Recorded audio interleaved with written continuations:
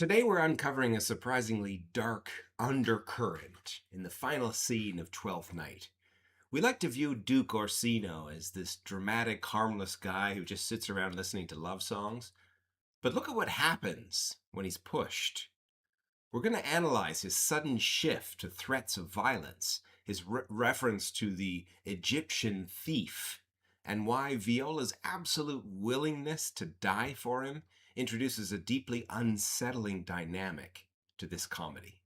Depending on how this is played, but there is a kind of a bit of exhaustion here in Olivia Orsino's final dialogue. You think two people, if he's in love with her that much, that, she's kind of exasperated by him. It's as fat and fulsome to my ears, howling after music, still so cruel, still so constant, Lord. Like, why do you keep, you know, insisting on desiring me when I so clearly don't want you? What to perverseness, you uncivil lady, to whose ingrate and inauspicious altars my soul the faithfullest oft rings have breathed out that ere devotion tendered, what shall I do? The haughtiness of this claim, and again, it's almost like solipsistic is part of the point, right? Orsino's love is self-love.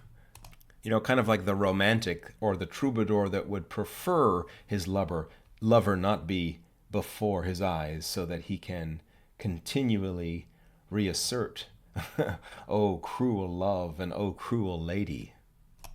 And here's where Shakespeare can get a little bit dark if he wanted to. Had I the heart to do it, like to the Egyptian thief at point of death, kill what I love, a savage jealousy that sometimes savors nobly.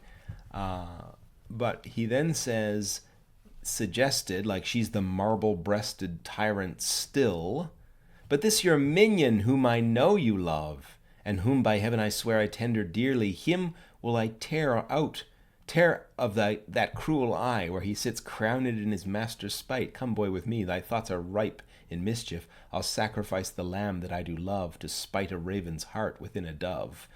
That's very weird, right? That is a kind of almost that's a very unsettling thing for Orsino to say. And the fact that Viola goes willingly like a lamb to slaughter is even more unsettling. And I most jocund, apt, and willingly to do you rest 1,000 deaths would die.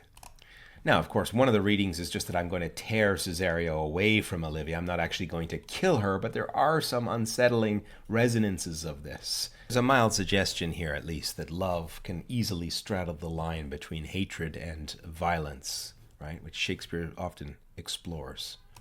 In Cymbeline, for example, Cloten's love for Imogen quickly, almost in a heartbeat in one scene, because she spurns him, turns to a desire to take vengeance on her and rape her. Moments like this show us that for Shakespeare, performative courtly love is never entirely innocent. It's highly solipsistic, and it can straddle the line into hatred and ownership in a heartbeat. It forces us to see Orsino not as a romantic hero, but as a deeply flawed character. How do you read Orsino's threats in this scene? Let's talk about it in the comments, and I'll see you next week.